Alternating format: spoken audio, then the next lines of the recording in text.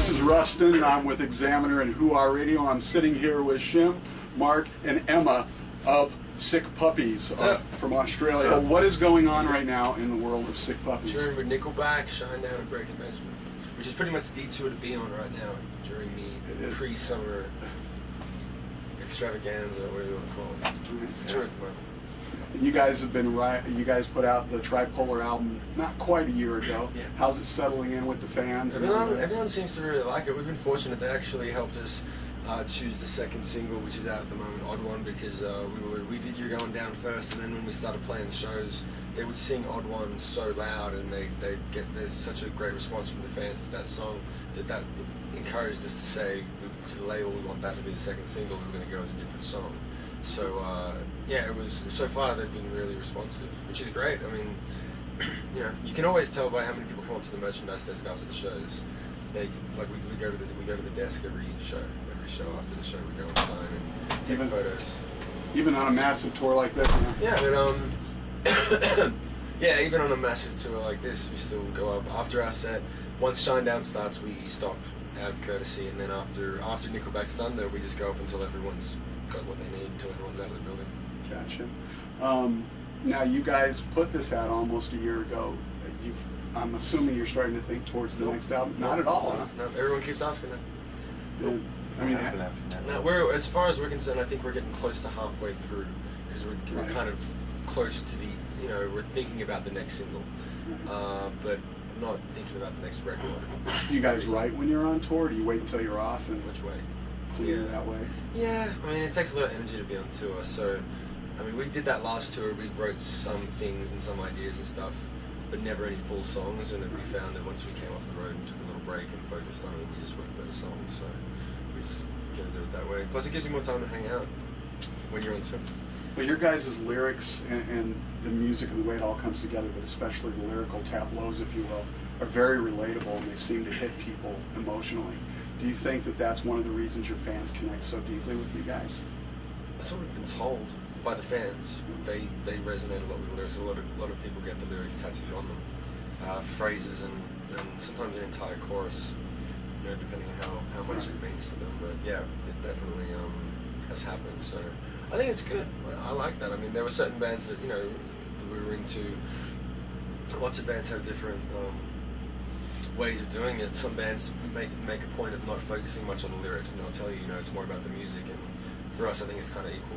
Like if we always want to make the music sound good, and then make sure the lyrics are equal.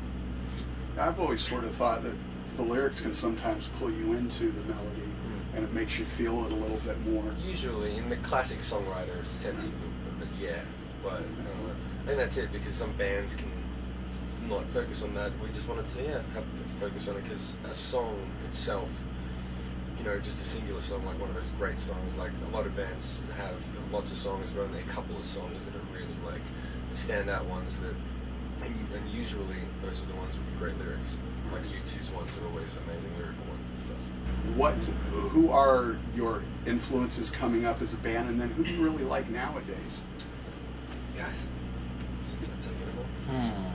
Coming up, definitely this band Silverchair from Australia. We sort of like Shim and I from Australia, and they were huge, and they pretty much started the band because of them.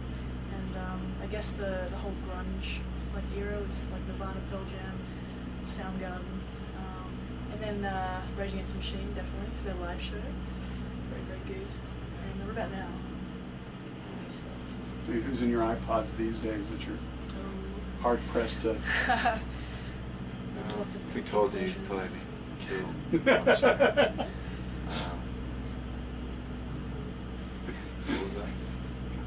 Oh yeah, Lady Gaga. She's a guilty pleasure. We listen to a lot of bands that we tour with a lot. Do you? Yeah, Shinedown, Breaking Benjamin. Yeah. Nickelback. When you hear Nickelback every night, it's like you can't get those damn songs out of your head. Yeah, I know. Pretty catchy, yeah. Now, as individual musicians, I mean, your style of slap bass and everything is just phenomenal. I mean, when people are actually putting comments out there just about your bass playing instead of just the band, it's obviously a very big compliment. But who do you stylize yourself after? Or is it just something? I really loved Flea from Chili Peppers. Just because he kind of like melded melody and rhythm together, and he kind of like usually like a bass player is either one or the other, but having that mix is like it's really cool. He has that. Yeah. And how about you as a drummer? Who's your drum god? Drum god, the god of drums. I don't know. Yeah. Myself. I look up to myself a lot. Yeah. I am my own idol. I just go on YouTube every night and watch myself. See, I like that. I'm gonna steal that. Oh yeah, that's me actually. I think just bands like that we grew up on, like Rage, like Brad Wilk from Rage or Jose from Incubus, and Right. John or Dave Grohl, and Taylor all the Hawkins. modern like drummer guys. I don't know. Because that whole '90s era was really your. Yeah, Shows that you was how kinda- old I am now. We kind of missed the Nirvana. We kind of came in the Just tail afterwards, end of it, yeah. so that's why like Like after it all I got into like Foo happened. Fighters and stuff. You know, like, So, are you guys liking the Yours? new? Is that mine? It's his mom calling. It's mine. Mom. Awesome. This is actually the first time that's happened. It's happened to me before. That's why I always have my own vibrate no matter what. So, well, I know you. Oh my god. What I did? Nothing. Because I talked after. Yeah. I always do that. I don't do that, do I? Yes, you do. It's on camera now. I want to see it. We got it on camera. What did you say? What did you do? No, apparently I like say words after I. He talks to himself. Oh, a lot of people do that, man. I did that for years. I had to go to therapy. I still do that actually sometimes. My dad did that. I got it from my dad. My dad used to do that. What's the hardest part about being on a massive tour like this so far from home? It's when you keep talking to yourself after a sentence and people think you're fucking crazy. You go home and you're like, your friends are like, what happened to you? Wow, you've aged like 10 years. Yeah, well, I love when fans come up to the merchandise desk and they say, wow, you look really tired. Well, in a good, And you've had like like in a good way. And you've had like a day off. It's like, really? Yeah. Oh, that's awesome. It's It's got a great.